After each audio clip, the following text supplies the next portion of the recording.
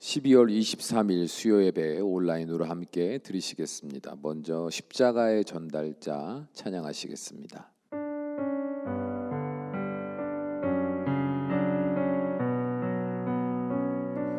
난 지극히 작은 자 죄인 중에 괴수 무익한 날 부르셔서 간절한 기대와 소망 부끄럽지 않게 십자가 전케 하셨네. 어디든지 가리라 주 위에 서라면 나는 전하리 그 십자가. 내 몸에 밴 십자가 그 보혈의 향기 온 세상 채울 때까지. 살아도 주를 위해 죽어도 주를 위해 사나 죽으나 난 주의 것. 십자가의 능력 십자가의 소망 내 안에 주만 사시는 것. 살아도 주를 위해 죽어도 주를 위해 사나 죽으나 난 주의 것. 십자가의 능력 십자가의 소망 내 안에 주만 사시는 것. 난 지극히 작은 자 죄인 중에 괴수 무익한 날 부르셔서 간절한 기대와 소망 부끄럽지 않게 십자가 전케 하셨네. 내 사랑 나의 십자가.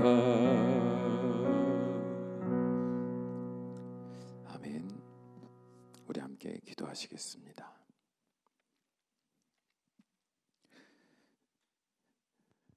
우리가 오늘도 예수 그리스도를 믿음으로 하나님을 찬양하며 예배하는 자 되게 하시니 감사합니다. 우리가 십자가의 예수님을 만나지 못했더라면 오늘 우리가 살아가는 모든 삶과 우리의 인생의 모든 삶은 결국 멸망으로 내달릴 수밖에 없었으나 우리 주 예수님을 허락하여 주셨기에 그 십자가의 보혈의 공로를 우리의 공로로 인정하여 주셨기에 우리가 오늘을 살며 미래의 영원한 소망을 가진 자 되었습니다. 주여 간절히 바라옵나니 이미 주님께서 세상의 그 어떤 보물과도 바꿀 수 없는 가장 귀한 은혜를 우리에게 베풀어 주신 것을 믿음으로 날마다 감사하며 믿음으로 한 걸음 한 걸음 주님께 더 가까이 나아갈 수 있도록 인도하여 주시옵소서. 특별히 주의 거룩한 말씀에 은혜로 말미암아 우리 안에 악하고 추한 모든 생각과 마음에 자리 잡은 악독한 것들이 다 사라지게 하시고 오직 거룩한 하나님의 진리만이 우리의 삶을 다스리시사 하나님의 뜻대로 순종하기에 부족함이 없는 복된 인생들이 될 수 있도록 축복하여 주시옵소서. 우리 주 예수님의 이름으로 간절히 기도하옵나이다. 아멘. 말씀 보시겠습니다. 오늘 함께 보실 말씀은 디모데전서 1장 1절에서 11절까지의 말씀입니다. 디모데전서 1장 1절에서 11절까지의 말씀 우리 한 목소리로 함께 읽습니다. 우리 구주 하나님과 우리의 소망이신 그리스도 예수의 명령을 따라 그리스도 예수의 사도된 바울은 믿음 안에서 참 아들 된 디모데에게 편지하노니 하나님 아버지와 그리스도 예수 우리 주께로부터 은혜와 긍휼과 평강이 내게 있을지어다. 내가 마게도냐로 갈 때에 너를 권하여 에베소에 머물라 한 것은 어떤 사람들을 명하여 다른 교훈을 가르치지 말며 신하와 끝없는 족보에 몰두하지 말게 하려 함이라. 이런 것은 믿음 안에 있는 하나님의 경륜을 이름보다 도리어 변론을 내는 것이라. 이 교훈의 목적은 청결한 마음과 선한 양심과 거짓이 없는 믿음에서 나오는 사랑이거늘 사람들이 이에서 벗어나 헛된 말에 빠져 율법의 선생이 되려 하나 자기가 말하는 것이나 자기가 확증하는 것도 깨닫지 못하는도다. 그러나 율법은 사람이 그것을 적법하게만 쓰면 선한 것임을 우리는 아노라. 알 것은 이것이니 율법은 옳은 사람을 위하여 세운 것이 아니요 오직 불법한 자와 복종하지 아니하는 자와 경건하지 아니한 자와 죄인과 거룩하지 아니한 자와 망령된 자와 아버지를 죽이는 자와 어머니를 죽이는 자와 살인하는 자며 음행하는 자와 남색하는 자와 인신매매를 하는 자와 거짓말하는 자와 거짓 맹세하는 자와 기타 바른 교훈을 거스르는 자를 위함이니 이 교훈은 내게 맡기신 바 복되신 하나님의 영광의 복음을 따름이니라. 아멘. 오늘 말씀의 제목은 복음이 맺는 열매입니다. 오늘부터 매주 수요 예배를 통해서 디모데 전서와 후서를 함께 살펴보려고 합니다. 이 말씀들은 디도서와 더불어 목회 서신으로 분류된 서신서인데요. 디모데 전서는 사도 바울이 로마 감옥에서 풀려난 후에 마게도냐 지방과 지중해 연안 지역 그리고 소아시아 지방을 순회 전도하다가 에베소에서 목회를 하고 있던 디모데에게 쓴 서신입니다. 디모데는 바울이 1차 전도 여행 중 갈라디아 지방의 루스드라 도시에서 만났던 청년으로 바울을 통해 복음을 전해 듣고 그리스도인이 되었던 인물입니다. 그는 선교 사역에 동참하면서 바울의 가장 가까운 동역자로서의 삶을 살았습니다. 바울을 도와 마게도냐와 베레와 지역의 선교에 동참했고 에베소에서의 복음 사역을 하던 바울과 그곳에서 오랜 시간을 보내기도 했지요. 이후로 디모데는 교회의 장로회에서 안수를 받았고 바울이 떠난 후 에베소에서 목회를 하게 됐습니다. 그렇다면 사도 바울이 에베소 교회에 디모데를 세우며 목적했던 바가 무엇이었을까요? 고민할 것도 없이 오늘날 목회자에게서 볼 수 있는 모습들, 곧 예배와 성례를 집례하며 구제사역과 복음 전파 및 교육에 힘쓰는 자로서 살아가기 위해 파송을 받았다고 우리는 생각할 수 있습니다. 그러나 우리는 오늘날 교회의 모습을 기준으로 당시의 상황을 상상해서는 안 됩니다. 왜냐하면 사도 바울과 디모데와 같은 사역자들이 활동하던 당시는 복음이 막 전파되며 공동체가 형성되는 초기였기 때문에 모든 부분에 있어서 모두에게 공감이 되고 기준이 되는 복음의 정형화의 틀이 없었기 때문입니다. 그래서 감리교회 창시자 요한 웨슬리는 성서를 해석할 때 네 가지의 해석 원리를 강조했었는데 곧 성서, 이성, 체험 그리고 전통에 의거해서 성서를 해석해야 한다라고 말했습니다. 여기서 그가 전통을 강조한 이유는 교회가 세워질 초창기부터 지금까지 수많은 성서 해석에 관한 논란이 있었고 이를 해소하기 위한 성서적 신학적 검증의 과정이 치열하게 전개된 결과로 진정한 복음의 정수를 확보할 수 있었기 때문입니다. 이것이 바로 교회가 가지게 된 전통인 거예요. 그래서 그는 기독교의 전통에 기반을 둔 성서 해석을 가장 중요하게 여겼던 겁니다. 아무리 성서와 이성과 체험을 근거로 성경을 해석한다 할지라도 전통을 가벼이 여기고 자기 주도적인 경험이나 기준 또 특별한 목적에 의거하여 성서를 임의대로 해석하는 그런 모습들을 보이게 된다면 복음의 진리와 상관없는 왜곡된 교훈들이 난무할 수밖에 없겠죠. 오늘날 이단들이 취하는 태도 중에 하나가 바로 이 전통을 무시하고 임의대로 목적을 가지고 성서를 해석하는 것에 큰 문제가 있다는 것을 우리는 많이 보아서 알고 있지 않습니까? 그렇기에 복음이 막 전파되기 시작하던 그 시기 중에 세워진 초대교회들은 복음의 진리를 수호하는 것이 정말 중요했습니다. 그리고 거짓 교훈들과 대적하며 하나님이 전하신 그 순전한 복음을 가르치는 일, 이것에 있어서 가장 많은 시간을 들일 수밖에 없는 상황들이었다 이 말이에요. 에베소 교회도 예외는 아니었습니다. 그들 안에 있는 복음에 대한 온갖 이단적 해석과 주장들이 난무했고, 많은 성도들은 이들이 주장하는 복음의 해석들 중에서 자기에게 가장 유익이 될 것 같은 논리들을 맹신하며 복음의 본질에서 쉽게 이탈해 갔습니다. 이런 모습은 사도 바울의 서신서들과 다른 사도들의 서신서에서도 흔히 발견할 수 있는 모습들이었어요. 그러므로 사도 바울이 에베소 교회에 디모데를 남겨둔 이유는 목양과 더불어 교회 내에 일어나고 있는 이단적 거짓 교훈의 가르침을 복음의 진리로 물리치며, 또한 거짓 진리를 따르는 이들을 가르치고 깨우쳐서 참된 진리로 이끄는 사명을 감당하게 하려고 그를 에베소 교회에 파송했던 겁니다. 저는 오늘을 살면서 이 서신서들이 얼마나 값진 보물과도 같은지 모릅니다.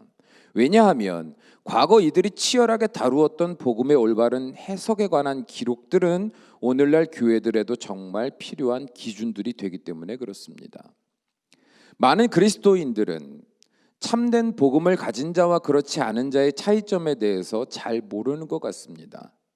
그저 교회에 다니느냐 다니지 않느냐, 예배를 드리느냐 드리지 않느냐, 제자 훈련과 같은 교육을 받았느냐 받지 않았느냐, 직분을 가진 만큼 열심히 있는 활동을 하느냐 하지 않느냐의 등을 기준으로 복음을 가진 자와 그렇지 않은 자를 구별 지으려고만 합니다. 그러나 성경은 우리에게 그렇게 가르친 적이 없습니다. 복음은 우리가 생각하는 기준을 가지고 복음이 우리 안에 있다 없다를 판가름할 수 없다라고 말해요. 데살로니가전서 1장 5절에서 7절의 말씀 함께 보면, 이는 우리 복음이 너희에게 말로만 이른 것이 아니라 또한 능력과 성령과 큰 확신으로 된 것임이라.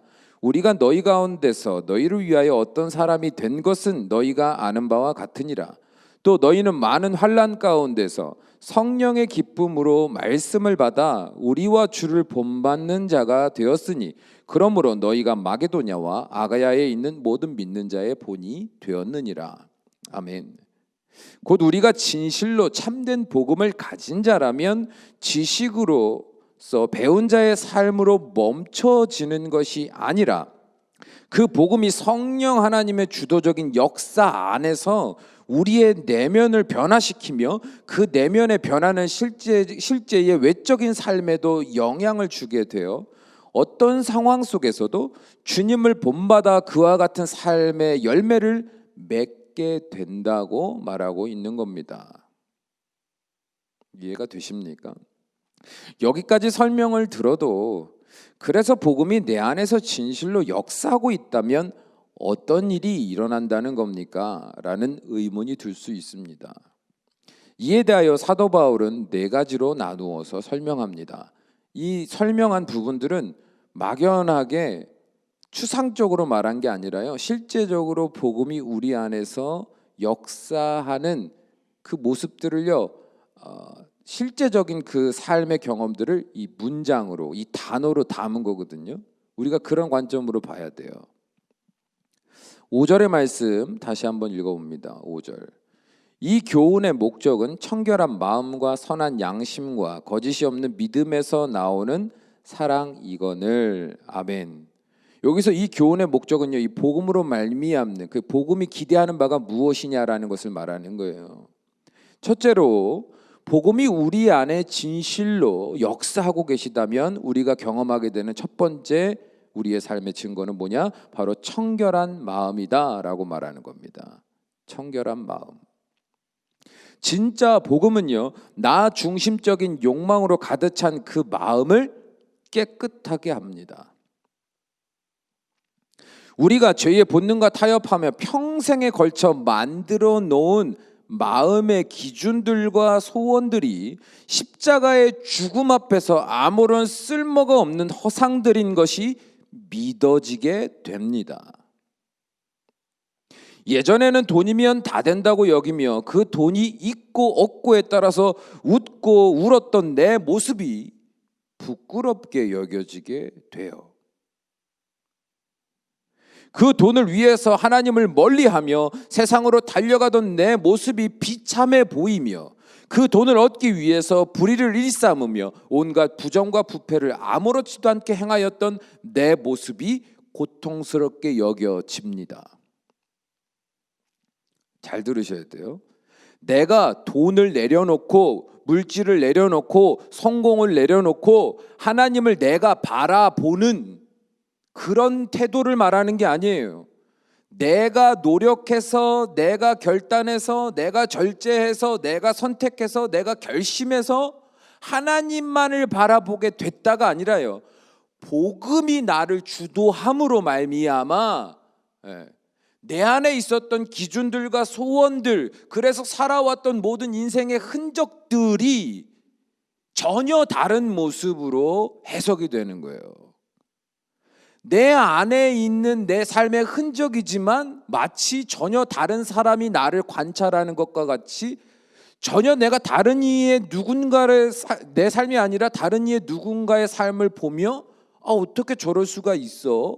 라고 생각하듯 복음이 우리 안에 거룩한 빛을 비추시면 내가 나를 이질적으로 관찰하게 된다 이 말이에요.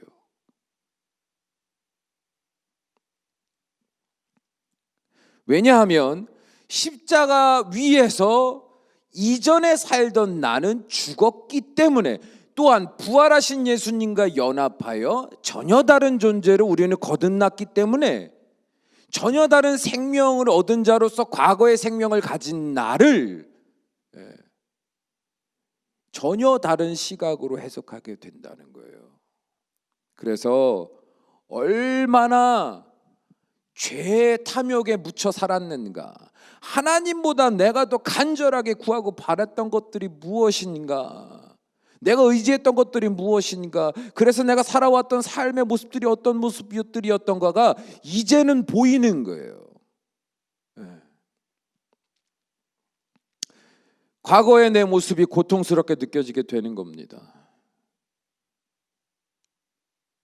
그리고 그 복음이 우리 안에 이러한 마음들을 이끌어 가실 때 우리가 할 수 있는 건 뭘까요? 한 가지밖에 없어요. 그 순간에 뭐예요? 바로 회개예요. 회개. 복음이 우리 안에 생명으로 역사하시면 내 가슴을 꽉 막고 있었던 오물들을 토해내듯, 내 눈과 귀를 가리고 있던 모든 더러운 것들을 벗겨내듯, 우리는 심령의 악하고 더러운 것들이 회개의 눈물로 쏟아지며 우리는 점점 청결한 마음으로 변화되어 가는 것을 경험하게 됩니다.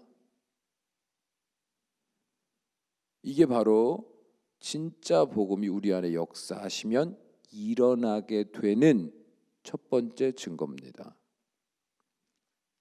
두 번째로 사도 바울은 선한 양심에 대하여 이야기합니다. 그렇게 청결하게 된 마음에 비로소 이제는 어떤 일이 일어나냐면 하나님의 거룩하신 뜻, 그 양심이 담기게 됩니다.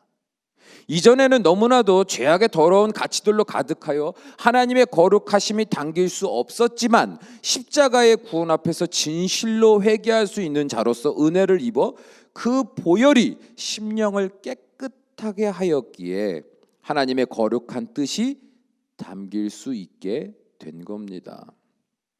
그래서 예전에는 상상도 못했던 선한 양심이 말씀 안에서 빛을 발하며 우리를 주도해 가는 것을 경험합니다. 이거는 막연한 말씀을 드리는 게 아니에요. 실제적으로 우리를 주도해 갑니다. 하나님의 선한 양심, 그 거룩하신 뜻이 말이죠. 말과 행동에 있어서 조심히 행하게 되며 어떠한 선택을 할 때에도 나의 유익보다는 하나님이 보시기 합당한 뜻이 무엇인지를 먼저 구하며 인내하는 노력들이 자연스럽게 드러나게 됩니다. 이 또한도 내가 그렇게 배웠으니까 내가 그렇게 살아야지라는 노력으로 내 삶에 드러나는 것이 아니라 그런 삶이 되어가는 것을 내가 경험하는 거예요. 예전에는 아무 말이나 막 내뱉었습니다.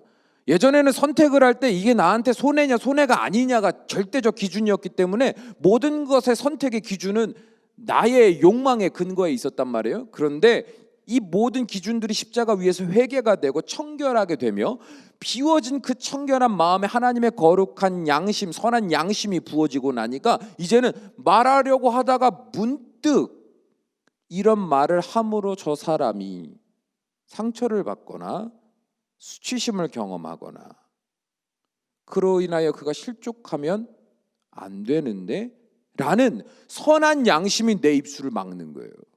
이거는 내가 노력해서 되는 게 아닙니다. 나도 모르게 내 안에서 내 입술을 멈추는 거예요.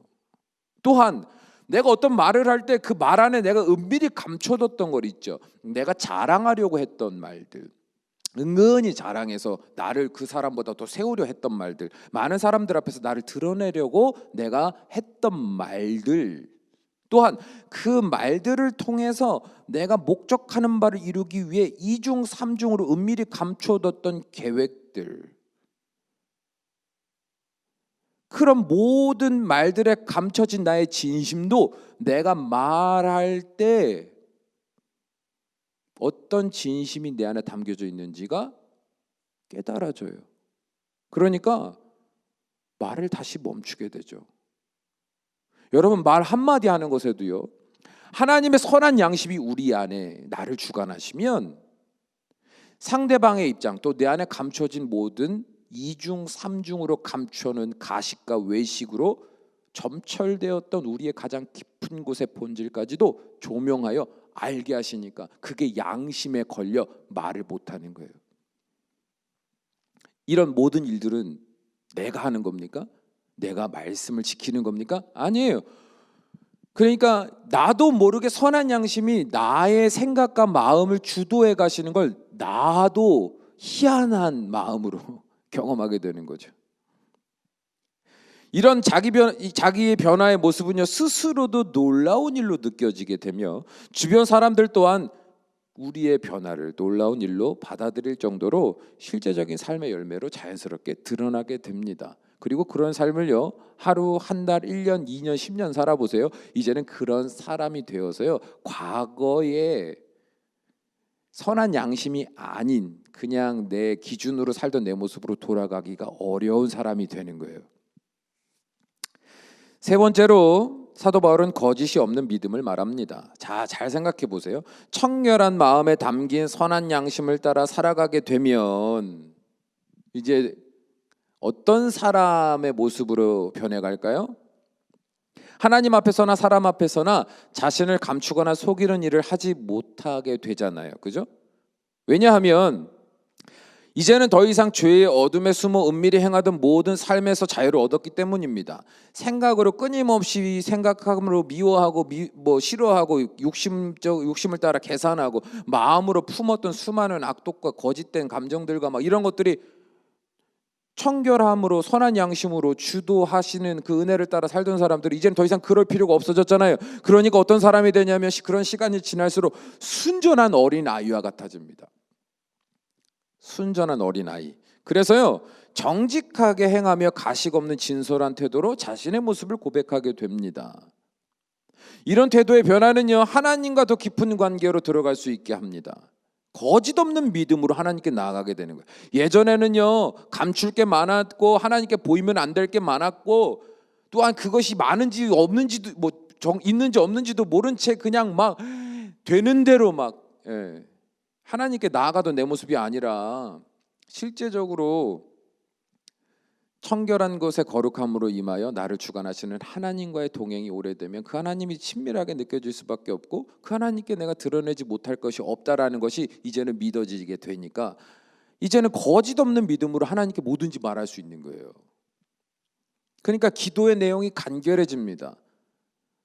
기도의 내용이 너무 간결해요. 정말 사랑하고 정말 의지하고 믿는 사람과 대화하듯 그냥 순간순간이 다 기도예요. 아무리 친한 친구, 내가 사랑하는 배우자, 자녀들이라 할지라도 감출 수밖에 없었던 이야기들도 하나님께는 그냥 어린아이같이 다 미주알 고주알 말하게 되는 거예요. 거짓 없이 그냥. 믿는 척하는 거요? 스스로 할 수가 없어요. 왜요? 하나님과의 관계가 오랫동안 깊어져 있기 때문에 그렇게 가식으로 믿음 있는 척 할 필요가 없는 거죠. 그냥 하나님 이걸 안 믿기는 어떡하죠? 그냥 어린아이 같이 거짓없이. 네. 얼마나 편안할까요? 하나님을 그 믿음으로 바라보게 되면, 그 믿음으로 하나님께 나아가게 되면 여러분, 하나님이 가깝게 느껴질까요? 멀게 느껴질까요? 얼마나 가까워요. 하나님한테는 다 말할 수 있잖아요. 하나님은 또 나를 다 이해하고 이미 용서하셨고 새롭게 하시고, 그동안 과거의 삶의 경험으로 봤을 때 하나님이 나를 그렇게 강권하시고 인도하시는 은혜가 또 나를 새롭게 하실 거라는 기대가 생기니까 막 그냥 하나님께 다 거짓 없는 믿음으로 나아가는 거예요. 또한 사람의 관계에 있어서도 마찬가지예요. 내가 이 사람과의 관계에 있어서 선한 양심을 따라 정직하게 늘 행하여 왔기 때문에 그 사람들 앞에도 더 이상 감추거나 속일 것이 없어요. 뭐뭐 하는 척할 필요가 없다 이 말이에요. 그렇다고 무례히 행하며 그냥 자기 감정대로 아무 말이나 쏟아낸다는 게 아니죠. 왜요? 이미 거룩한 주의 선한 양심을 따라서 이미 내 입술의 말과 행동들이 이미 다 훈련이 됐고 거룩함으로 점점 변화되어 가기 때문에 그렇게 하라고 해도 못해요. 그러니까 사람들에게 대할 때도 예의를 갖추고 그 사람의 입장을 배려하며 내가 할 수 있는 하고자 하는 말들을 지혜롭게 분별함으로 잘 이야기할 수 있단 말이에요. 응? 그러니까 사람들을 대할 때도 거짓 없이 대할 수 있어요. 그러면 그런 삶을 살게 되면 어떤 삶이 될까요? 하나님과의 관계는 깊어질 수밖에 없고요. 많은 사람들에게 있어서 신뢰를 얻을 수밖에 없고, 신뢰를 얻게 된 그 나의 삶은요, 그들에게 선한 영향력을 더 크게 끼칠 수밖에 없게 되는 거죠. 어떤 모습으로 이게 성장해 가는지 여러분 눈에 이제 보이십니까? 마지막으로 사랑의 결실에 대해서 사도 바울은 이야기합니다. 청결한 마음에 담긴 하나님의 거룩한 양심, 선한 양심은 우리를 빛 가운데로 거하는 순전한 그리스도인, 거짓 없고 진실된 그리스도인이 되게 함으로, 결국 반복하여 말씀드린 것과 같지만 세 번째 이야기가 네 번째로 이제 같이 다 이어져 있기 때문에 그래요. 결국 우리는 이런 삶을 살면 살수록 하나님을 더욱 사랑하게 돼요. 이웃에게 더 많은 사랑을 나눠줄 수 있는 주의 백성이 되어가게 됩니다. 그래서 하나님을 사랑하십니까? 라고 할 때, 물어볼 때, 네, 그 하나님을 사랑합니다 라는 고백 안에는 이 과정을 경험하며 지금도 살고 있는 사람에게 있어서는 진짜로 막 눈물이 나는 고백이 될 수 있는 거예요. 참된 복음이 자기를 어떻게 주도하며 변화시키며 하나님께로 인도하는지를 실제의 삶에서 경험하고 있으니까 하나님 사랑합니다 라는 고백이 어렵지가 않은 거죠. 그리고 내가 받은 이 사랑이 얼마나 큰데, 내가 하나님을 사랑함으로 말미암아, 하나님이 나에게 주신 그 사랑으로 말미암아 이제는 주변 이웃들에게도, 물론 항상 사랑할 수는 없겠죠. 인간이니까 미워할 수도 있고, 마음에 나쁜 마음을 또 금방 또 먹고서는 그 상대방에 대하여 분노할 수도 있고 그럴 수는 있겠지만 그 어둠에 머무르는 시간이 짧아져 가는 거예요. 어떨 때는 그런 마음이 들어와 내 마음을 사로잡으려 하는 그 순간에 하나님의 거룩한 양심이 그 뜻이 나를 딱 말씀으로 지켜주실 때도 많아요. 그러니까 죄를 짓기 전에 그 죄가 나를 엄습하는 그 영적인 그 세밀한 찰나까지도 깨닫게 하시는 은혜 안에 있다 보니까 다른 일을 사랑하는 일에 있어서도 점점 더 사랑하는 시간이 늘어가게 되는 거죠.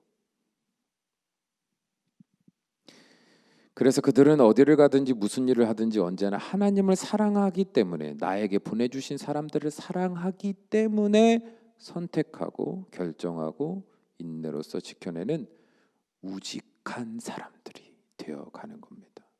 상황에 흔들리지 않아요. 핑계대지 않아요. 의심하거나 염려하거나 불안해하지 않아요. 그동안 복음으로 인해 경험한 내 삶이 더 이상 나를 그런 사람이 될 수 없게 만드는 거예요. 내가 그렇게 하지 않으려고 해서 안 하는 게 아니라 그럴 수 없는 단단하고도 안정적인 사람이 된 거예요. 그래서 사도 바울은 에베소 교회의 이단 사상에 매여 이런 복음으로 인한 변화와 열매 없이도 스스로 복음 안에 있다고 여기는 자들을 위해서 우선은 거짓 선생들을 복음으로 물리치며 그들의 가르침에 물든 자들을 바른 복음으로 건져내기를 원했던 겁니다. 이게 사도 바울이 디모데를 에베소 교회에 파송한 이유예요.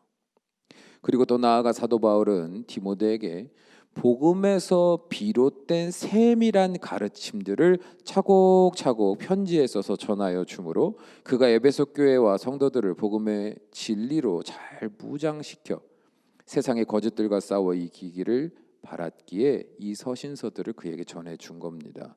그리고 이 서신서는 오늘날 복음 앞에 선 우리에게도 여전히 그 생명의 빛을 발하여 주고 있죠.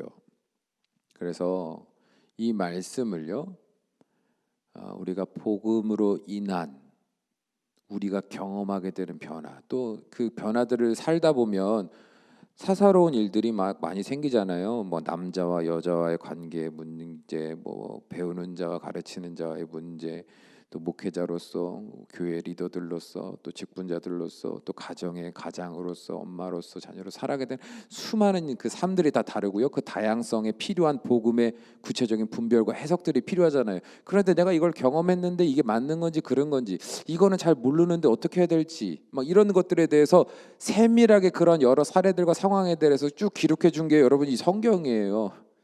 그러니까 복음에서 시작된 그 세밀한 과정에 대한 풀이, 분별의 기준들을요 이 성경에 쫙 써준 거예요. 그게 이제 서신서들의 매력이고 오늘 우리에게 실제적으로 가장 필요한 말씀이기도 한 거죠. 앞으로 이 말씀들을 통해서 우리가 복음을 따라 사는 자의 삶이 어떤 것인지를 좀 더 세밀히 알아갔으면 좋겠어요. 사랑하는 여러분, 복음은 지식으로 가르치는 말들이 아닙니다. 복음은 내가 배웠다고 해서 가진 것이 되는 게 아닙니다. 복음은 내가 지키는 게 아닙니다. 복음은 삶으로 경험되는 능력입니다. 그러므로 전하는 자는 자신의 삶을 증거로 복음을 전파하는 증인의 삶을 살아야 하며 그 복음을 받는 자들 또한 자신의 삶을 증거로 하나님께 영광을 올려드리는 자들이 되어야 합니다. 바라기는 가르치는 자나 듣는 자나 복음의 진리 앞에서 항상 자신을 내어놓고 그 생명의 빛의 조명하심과 성령 하나님의 인도하심에 순종하는 우리가 되기를 바랍니다. 그리고 우리로 하여금 하나님의 거룩하신 뜻을 따라 행하게 하시는 그 능력을 의지하며 이 어두운 세상에서 하나님의 영광을 드러내는 복된 인생들이 되시기를 주님의 이름으로 축원합니다. 이 시간 함께 기도하시겠습니다.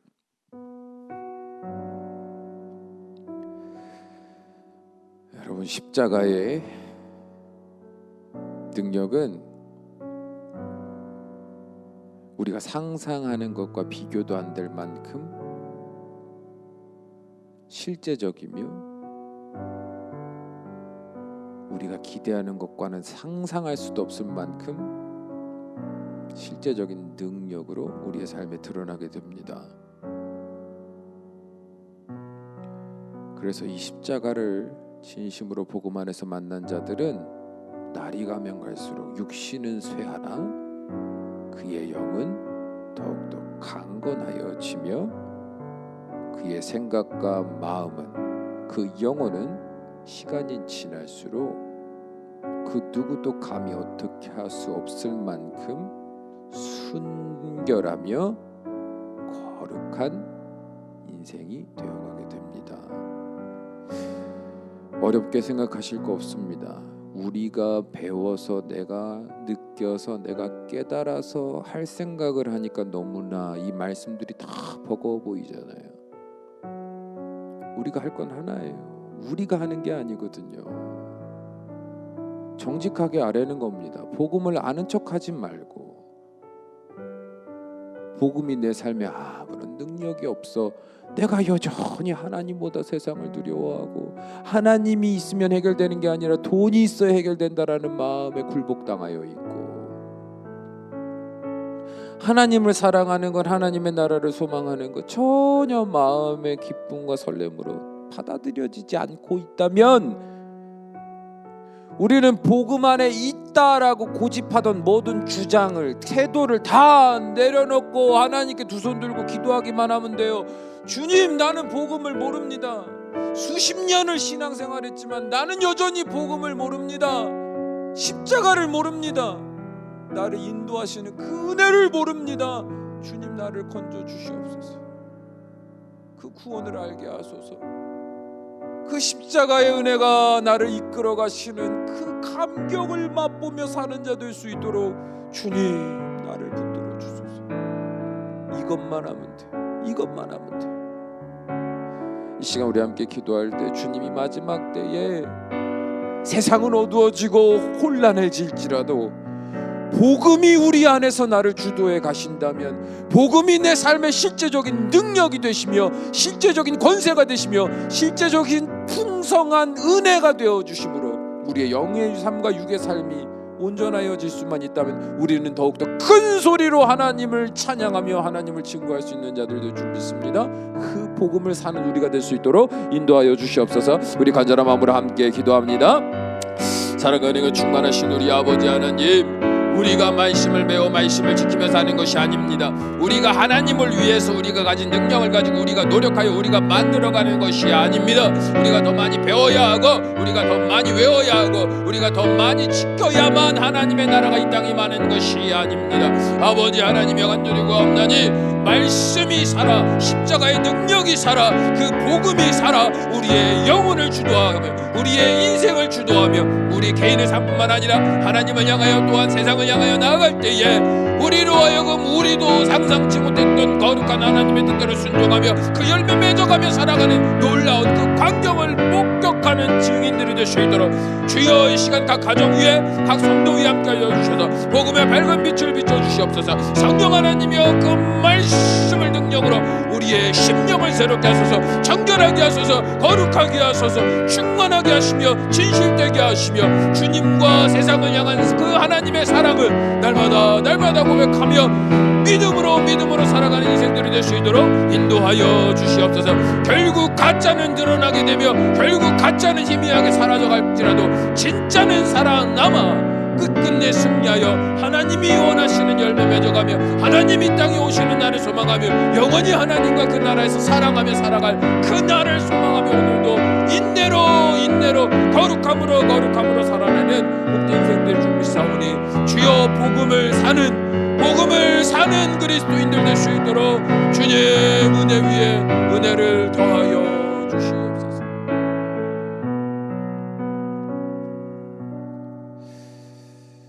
사랑이 많으신 아버지 하나님, 우리가 주님 앞에 섰을 때 공로 없다 말하는 이유는 우리가 노력하여 사는 인생이 아니라 우리가 노력할 수밖에 없도록 인도하시는 하나님의 은혜가 우리의 구원을 이루시고 우리의 인생에 놀라운 은혜를 부어주시기 때문인 줄로 믿습니다. 바라기는 사랑하는 주의 백성들이 허탄한 지식과 자기 주도적인 신앙생활에서 멈춰서서 주님께서 말씀을 통하여 복음을 통하여 십자가를 통하여 인도하시는 그 은혜를 맛볼 수 있는 복된 인생들이 될 수 있도록 허락하여 주셔서 언제 어디서든 어떤 상황 속에서든 하나님께만 영광 올려드리는 귀한 인생들이 될 수 있도록 축복하여 주시옵소서. 예수님의 이름으로 기도합니다. 아멘.